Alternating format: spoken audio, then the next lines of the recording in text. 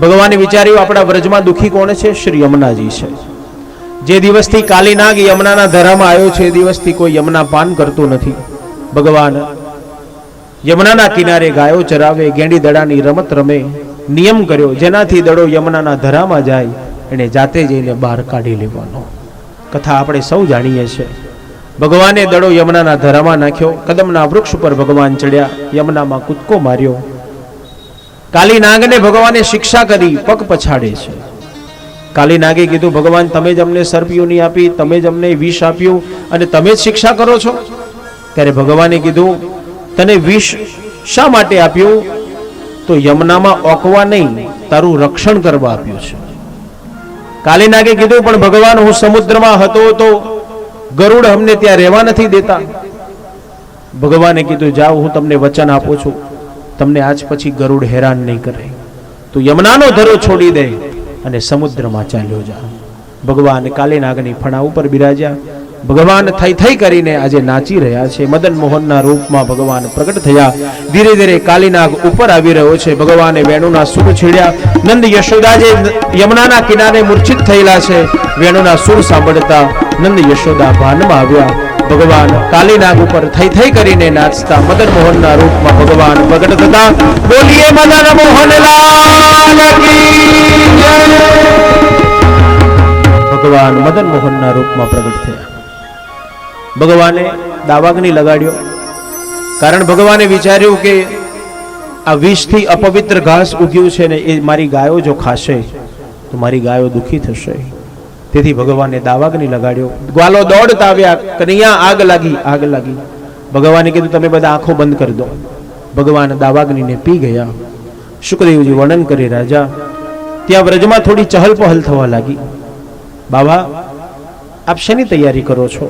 પ્રતિવર્ષ આપણે ઇન્દ્રની પૂજા કરીએ છીએ, તો આ વર્ષે પણ ઇન્દ્રની પૂજા કરવાની. કેમ?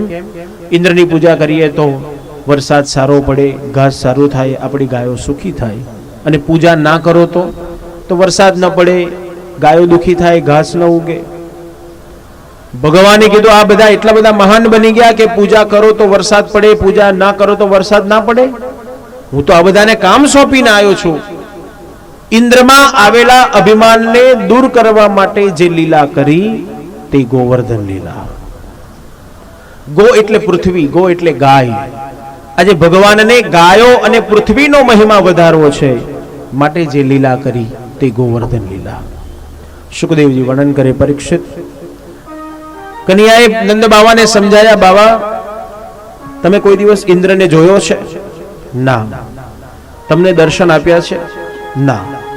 તમારો ભોગ સ્વીકાર્યો છે? ના.